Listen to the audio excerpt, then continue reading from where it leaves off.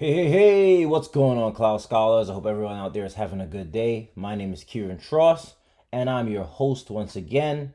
Today, I want to talk to you about continuous access evaluation using Azure AD or Microsoft Entra, which we'll be using in this video. So, what is continuous access evaluation? Uh, so this is a feature that will increase the security posture of your organization by reducing the amount of time before a user loses access to resources when certain critical events happen. So continuous access evaluation has been around for a little while. It is in preview mode. I recently started doing a little bit deeper dive into it, and I was like, wow, this is really good. But I'll be completely honest with you. I do have some speculations about how to implement it. I'm going to show you how to configure it, but I'll talk a little bit later on in the video about why I see certain issues with continuous access evaluation. Even though I like the thought process behind it, there are certain things that I'm like, well, I think this is going to be a little bit of a headache to manage. All right, so before we even go into more of a dive of continuous access evaluation, we need to kind of figure out how does authentication process work within Azure AD. So Azure AD uses OAuth 2.0 as one of its authentication protocols. OAuth stands for Open Authorization and is one of the standards used to authenticate users and applications to Azure AD. OAuth supports different authentication flows used for different scenarios, such as using an application logon, device logon, etc., etc. During the authentication process, the device receives a refresh and access token. So that's what you're seeing on this screen, a refresh and access token. An access token is shared in every request and is used to authenticate the user to the server. This access token contains information about the identity of the user, the device information, username, etc., etc. You see all this stuff within the sign-in logs information and their permissions, and has a lifetime of 1 hour, right? So what you're seeing on the screen is, the user is getting the refresh token, access token is granted. There's some type of event going on, could be a conditional access policy, etc., etc. Then the resource provider says, okay, access token, and then our access token is rejected. The thing about the lifetime of being an hour, a lot can happen in an hour, right? Customers have expressed concerns about the lag between the conditions change for a user and when policy changes are enforced. Azure AD has experimented with the blunt object approach of reduced token lifetimes, but found they can degrade user experience and reliability without eliminating risk. So, there may be times where in an organization that things happen that you need to get the user out of your system relatively quickly, right? Or somebody loses a laptop or something like that, and the person who's taking their laptop has access to it, and think about it, now they have access to it for the next 30-40 minutes. That's a lot of stuff that can happen within that time frame. So let's talk a little bit about the benefits of CAE, continuous access evaluation. User termination or password change reset, user session revocation is enforced in their real time. There's network location change, conditional access location policies are enforced in near real time. And then there's token export to a machine outside of a trusted network can be prevented with conditional access location policies. Now, some of you will probably use Office 365 where you have that option there where you can force somebody to sign out all apps. That definitely works out as well. There's other workarounds for getting people out of your system and trying to kind of get that rectified where you take back the rights relatively quickly. So let's talk a little bit about what is supported with continuous access evaluation. So Exchange Online, SharePoint, Teams will definitely work with continuous access evaluation. There are certain scenarios where continuous access evaluation won't really work that well for your organization. As you can see here, there's a whole chart that really goes into, if it's supported, if it's not supported, if it's partially supported, and all that other stuff.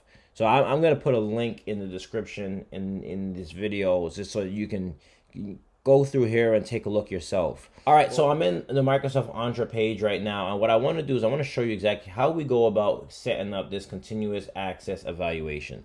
So first thing I want to do is I want to go to this the identity and protection and go to conditional access. Excuse me. And then once I'm in conditional access, I want to go to name locations. So one of the things that I did is I actually came in here and I created a named location. But what I did is I came up to here, the IP range locations, and I put some information in here. So home IP, I'm just calling it that for now. And I just put like a pretty much a IP address in here. And what we're going to do is we're going to do a policy, right? And we're going to create a policy. So what are we up to? 4. Okay. So I'm going to call it for test CAE. So that's continuous access evaluation. And then for users, I'm going to come over here. I'm not going to say all users. I'm going to do a select user. And what I'll do is I'll do my test user.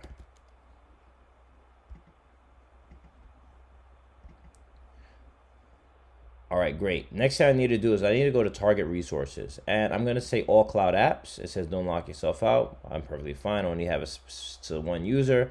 And then locations, I need to configure locations. So I'm going to say yes. And I'm going to say any location. And what I'll do is I'll exclude the location that I want. So I'll say my home IP range. And then next thing I'm going to do is I'm going to say when it comes to access controls, I'm going to say block access. I'm going to click select. And then when it comes to sessions, this is where it goes to the continuous access evaluation.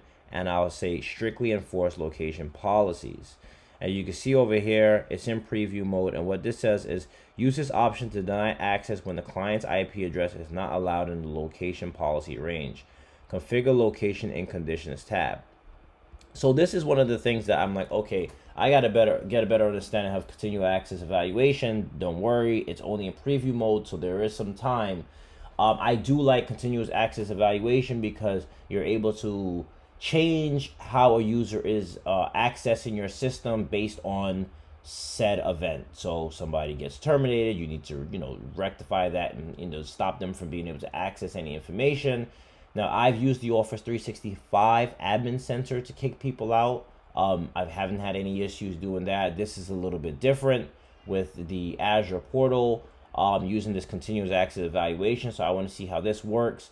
The problem that I have with continuous access evaluation is you can see the way I'm setting this up. I have to know the IP address range, right? So this might work for, let's say, privileged users, and you're like, okay, these people have global admin accounts, and you can only sign up for global admin account from said ranges. Yeah, I can understand that. But if you're going to talk about everyone in your organization, right, the common user, that's where things get a little hairy for me with this. So if anyone out there has a better understanding of some type of scenario or how you would manage this, please put it in the comment section, because I'd love to get an understanding of how you would probably implement this in your organization. For me right now, I don't see something like this being something that can be used for the whole organization. I do see it being used for a set amount of individuals who have higher privileges. I can definitely see it being used there, but it's in preview mode, so you definitely don't want to put this in production. So that's one of the reasons why I'm like, I'm not really sure about continuous access evaluation. I do like it. I do like the idea of it. I'm just thinking about the management portion of continuous access evaluation. So anyway, next you're going to click on select. So once you click on select, and then you click on, and then you'd go ahead and you create. And then you'd create your policy. Okay, so when I try to sign in under the test user account, this is the error message that I get. It says you cannot access this right now. Your sign-in was successful but does not meet the criteria to access this resource. For example, you might be signing in from a browser app, or location that is restricted by your admin. Sign out and sign in with a different account. And the reason why this is coming up like that is because you see here, when we go back to named locations, if you look here, you see it tells you exactly what conditional access policy is being applied to it, where it's being used, and it says the for test CAE. So if I were to take this out, right, or disable it and then try to sign in again, the user would be able to sign in.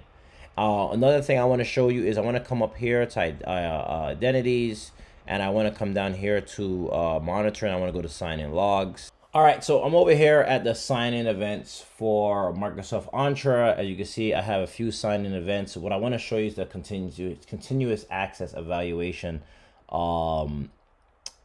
information. So I'm going to go to my sign-in event here. As you can see right here, it says multi-factor authentication, it says status successful, it says continue access, says no. So this is one I want to point out to you all. You probably haven't noticed it before. And if I come out and I go to one of these, right, this is our test user that we signed in, which was blocked.